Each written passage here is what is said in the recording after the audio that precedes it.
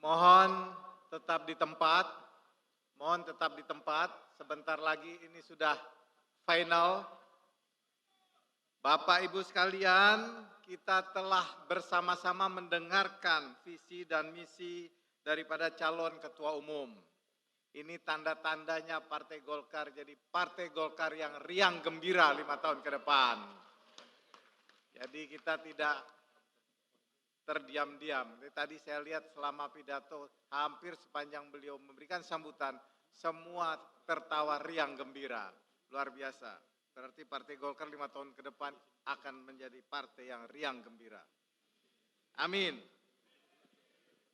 Saya menanyakan, apakah seluruh hadirin yang hadir para peserta Munas 11 setuju untuk kita tetapkan Bapak Bahlil Lahadalia menjadi Ketua Umum DPP Partai Golkar periode 2024-2029?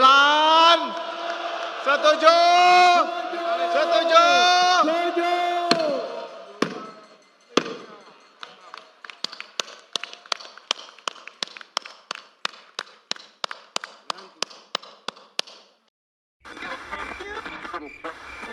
Kabarin kabar terkabar.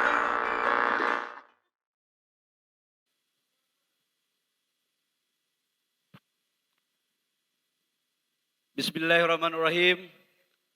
Assalamualaikum warahmatullahi wabarakatuh.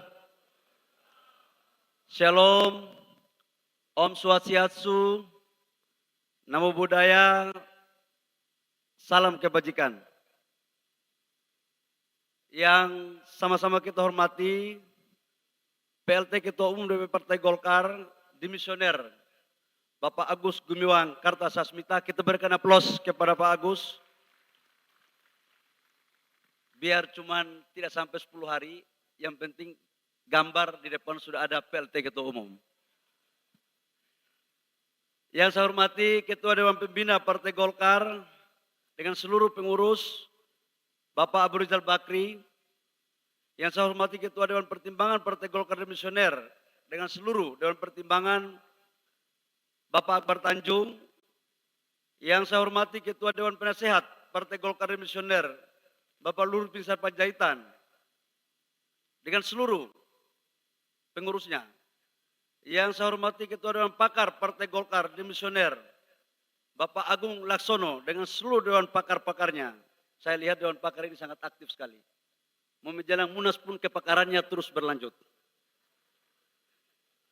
Yang saya hormati Ketua Dewan Etik Partai Golkar Dimisioner, Kanda Muhammad Hatta, yang memverifikasi tentang kadar kekaderan saya sebagai Partai Golkar.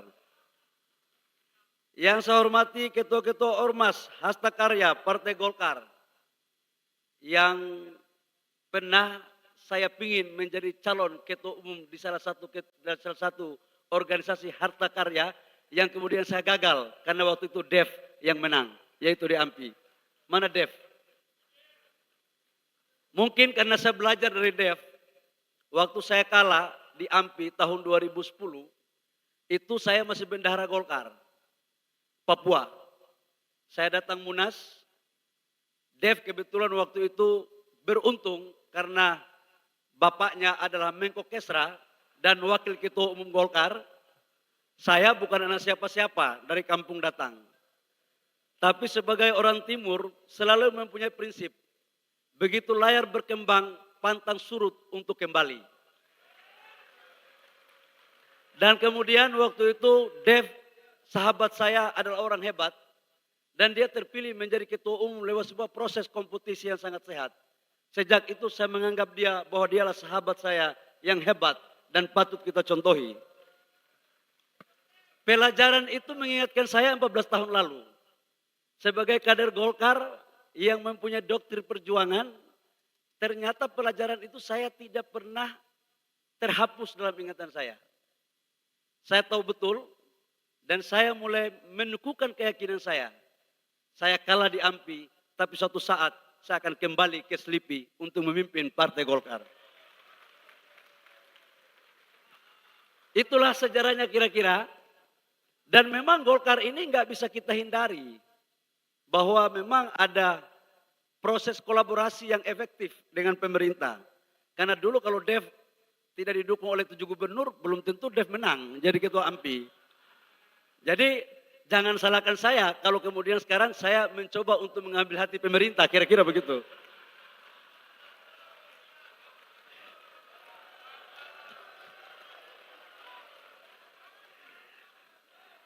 Yang saya hormati Ketua DPD Golkar Provinsi seluruh Indonesia yang saya cintai.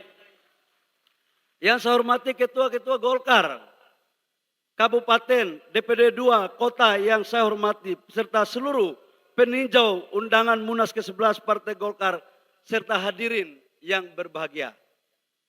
Izinkan saya sebelum masuk ke visi misi, saya mau cerita sedikit dulu tentang sejarah saya untuk berinteraksi di Golkar. Saya waktu berproses Golkar itu di Papua. Untuk masuk menjadi pengurus DPP Golkar, sulitnya minta ampun. 2010 sebenarnya niat saya maju di AMPI itu untuk bisa masuk di Selipi. Karena apa artinya kita sebagai orang daerah kalau nggak punya jaringan. Ternyata kalah saya di AMPI.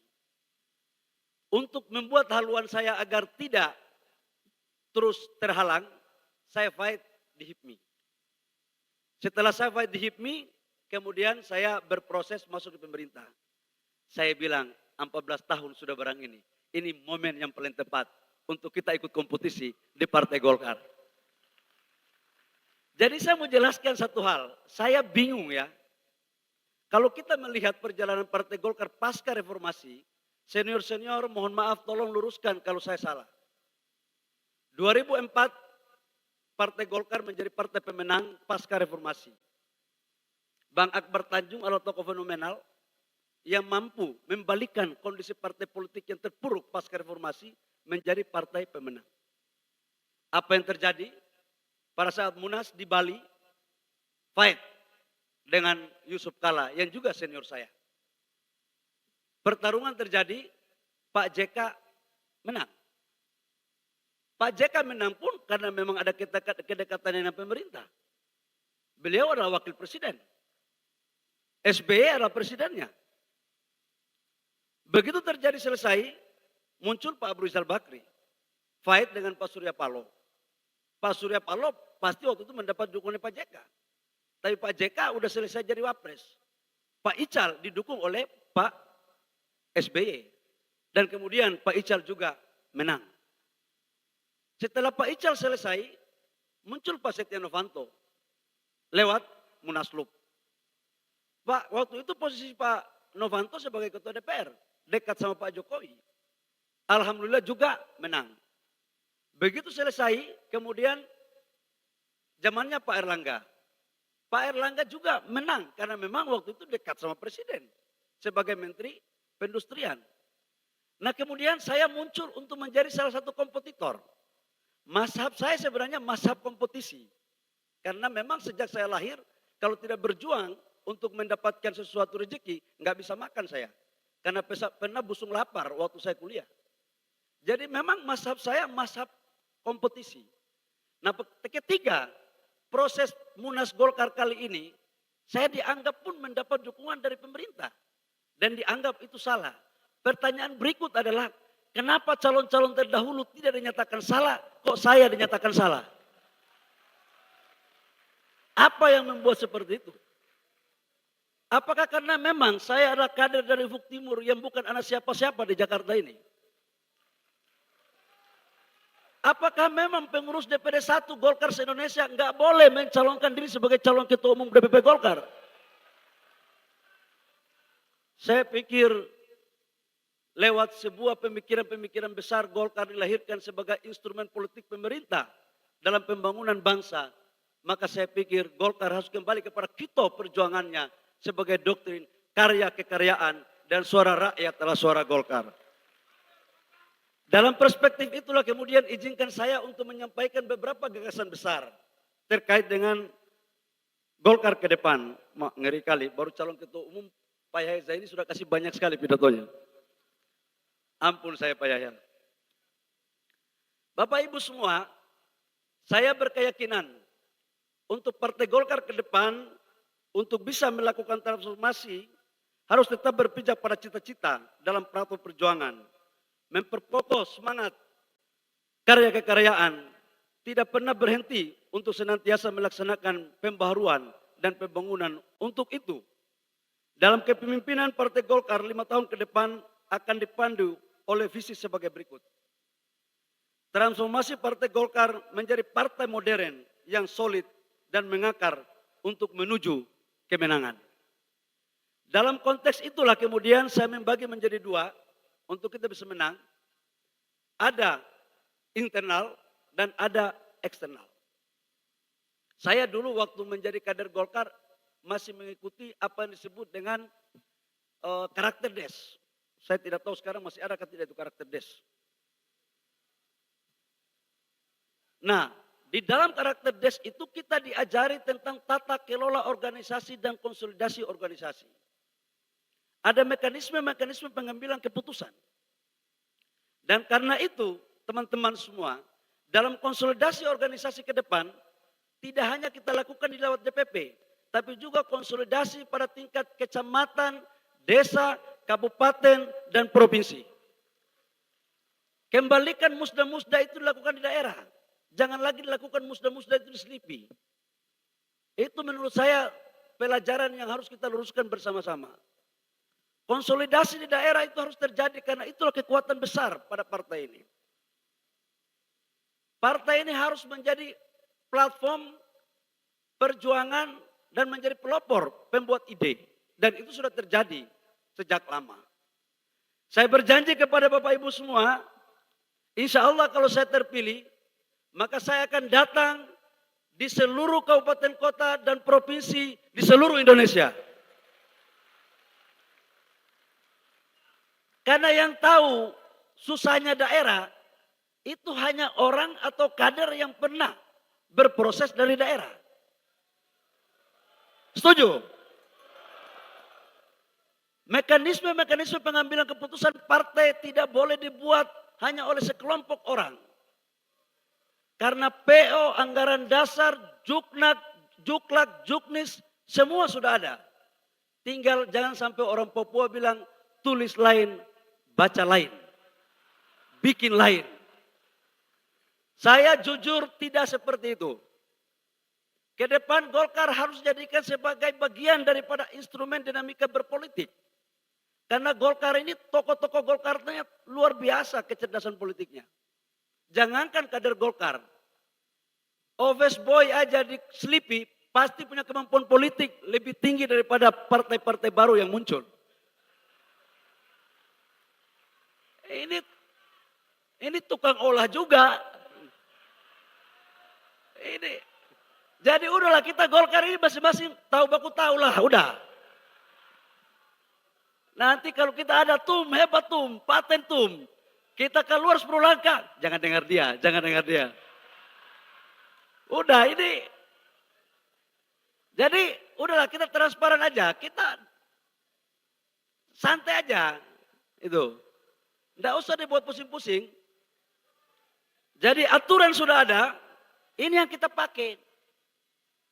Database, pengkaderan, ini harus jalan, harus penyesuaian dengan perkembangan zaman. Sudah ada sosmed, sudah ada IT. Ini yang kita harus adaptif. Bapak Ibu semua, tantangan kita ke depan dalam konteks konsolidasi internal, pada 2029 jumlah pemilih itu dari 17 tahun sampai 50 tahun itu 72%. Market kita itu di situ. Jadi kalau kita tidak mampu melakukan penyesuaian dalam rangka bagaimana meraih pemikiran mereka dan simpati mereka, maka kita tidak akan bisa menjadi partai yang lebih baik dari sekarang. Karena penentukan pemilih itu adalah mereka sendiri. Dalam perspektif itu saya ingin membagi menjadi 3 bagian besar nanti ke depan. Yang pertama adalah struktur yang membidangi organisasi dan kepartaian. Yang kedua adalah struktur yang membidangi pemenangan pemilu. Karena ujungnya adalah kita harus mendapatkan bagian daripada efek elektoral.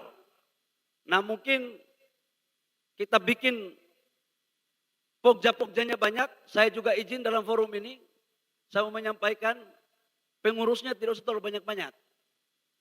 Di bawah 100. Karena semakin banyak pengurus, bukan kita pikirkan program, kita pikir pengurus. Belum lagi kalau pengurus main barang itu kan. Kita belum jadi ketua umum, sudah ada yang koordinasi duluan ke komandan-komandan gitu.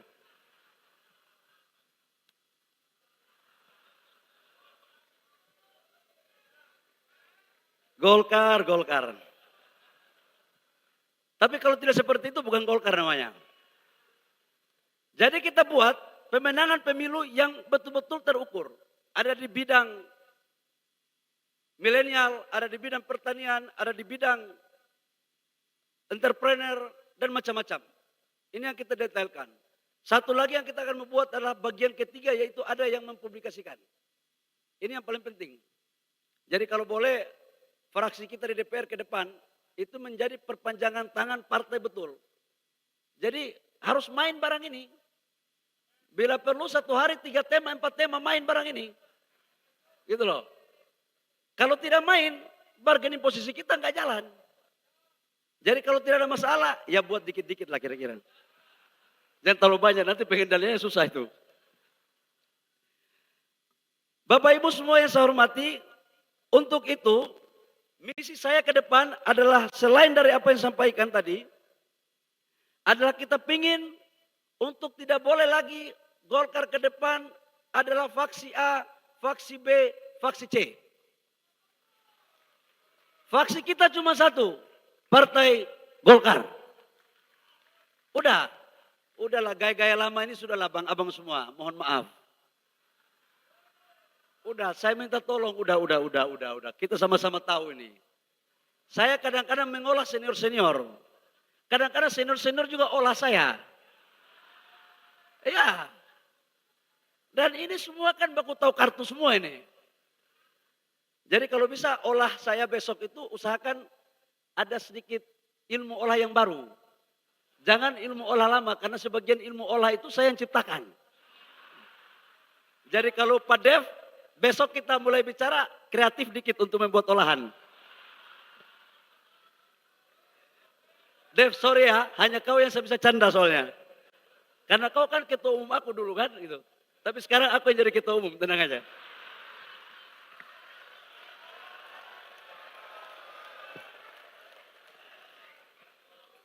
Maman mana Maman? Tenang Man, kita bersahabat semua. Database itu penting. Yang kedua database yang tadi disampaikan, ini harus betul-betul kita lakukan sebagai organisasi modern. Kita nggak bisa lagi omon-omon. Kita ini kan jago spekulasi semua. Begitu tanya data, buat angka lamaran semua. Jadi semua mimpi semua. Dan untuk mengolah data, Golkar nggak perlu diajarin. Barang tidak ada pun dibuat ada. Judul buku nggak ada dibuat, sudah saya baca bukunya. Itu. Jadi ya udahlah, kita kalau boleh yang lurus-lurus aja lah. Yang ketiga adalah memperkuat posisi Partai Golkar sebagai organisasi yang mengandalkan sistem kaderisasi. Ada hasta karya, ada organisasi sayap, ada organisasi-organisasi lain di luar dari kepengurusan. Ini yang kita harus rebut. Dulu siapa yang jadi ketua KNPI harus orang Golkar. Siapa yang jadi ketua HIPMI harus orang Golkar. Organisasi apa saja pemuda harus Golkar. Ke depan kita akan lakukan seperti itu lagi untuk membangunkan kader.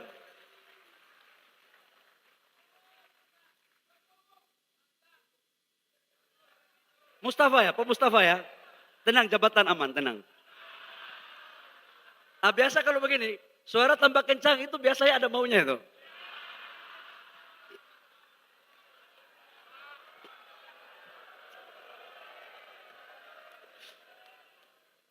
Bapak Ibu semua, yang berikut adalah saya harus menegaskan dalam forum yang sangat terhormat ini.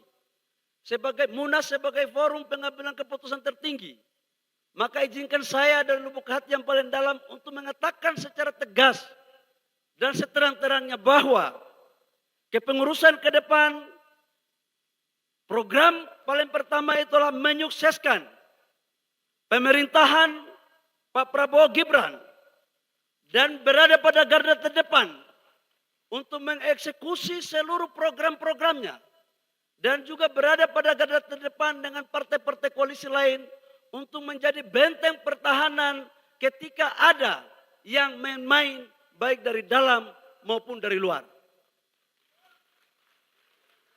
Karena ini adalah bagian implementasi daripada doktrin karya kekaryaan. Dan kita tidak boleh main-main urusan ini. Kita sudah bersepakat, Golkar mendukung pemerintah, jangan pagi mendukung, sore setengah mendukung, malam bikin lain. Ini saya jujur aja. Saya nggak punya kepentingan apa-apa pribadi. Kepentingan saya ke depan adalah Golkar harus lebih baik dari sekarang. Karena itu, pemerintahan Pak Prabowo Gibran sebagai kelanjutan daripada pemerintahan Jokowi Maruf Amin. Jadi kita harus lebih paten lagi. Soalnya Raja Jawa ini kalau kita main-main celaka kita. Saya mau kasih tahu aja, jangan coba-coba main-main di barang ini. Ini, waduh, ngeri-ngeri sedap barang ini, saya kasih tahu. Udah, waduh ini. Dan sudah banyak kok, sudah lihat kan barang ini kan? Ya tidak perlu saya ungkapkan lah, tidak perlu.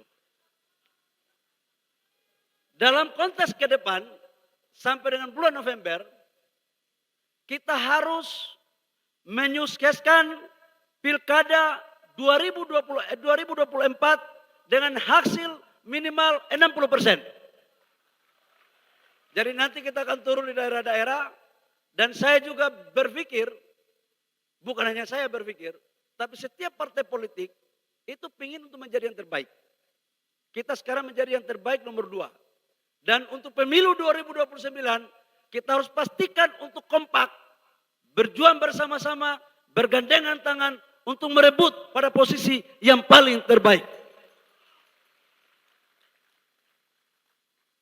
Saya ya kok banyak kali pidatonya nih.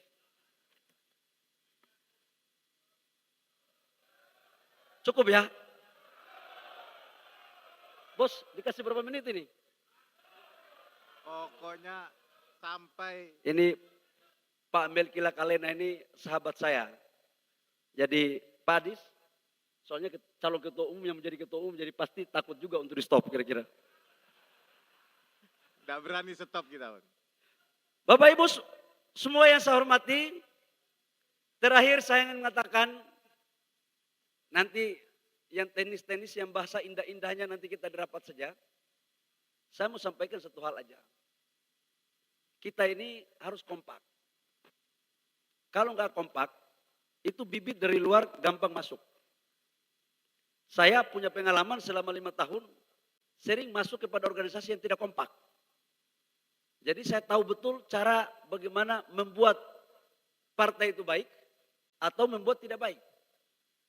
Nah, dalam konteks itu saya hanyalah anak yang baru masuk di DPP yang insya Allah atas dukungan Bapak Ibu semua, insya Allah kalau saya terpilih, karena belum bisa saya bilang saya terpilih, bisa-bisa kalau pimpinan sidang bawa palu pimpinan sidang terus tidak datang, nggak jadi saya ketua umum. Ini kan, saya hanya ingin aja ada apa-apa kita ngobrolin. Kita elegan aja, nggak usah pakai gaya-gaya tum mantap, siap. Ada waktu tum, udahlah gaya-gaya itu sudah lewat itu. Saya sudah melewati masa itu di HIPMI, diumbar-umbar, disanjung-sanjung, udah lewat itu barang, nggak mempan lagi untuk saya.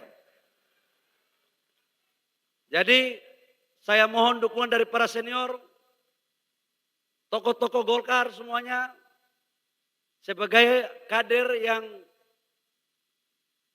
mau berproses bersama-sama di partai ini, saya mohon dukungan dan nasihatnya.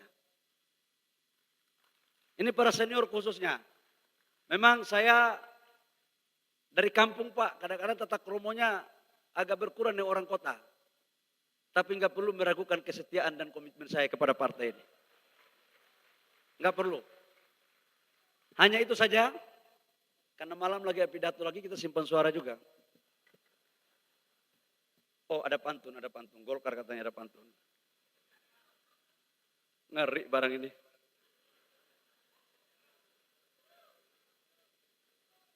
Dari Papua mana? Dari Papua? Saya mau sampaikan kepada pengurus DPD 2 dan DPD 1 di seluruh Indonesia.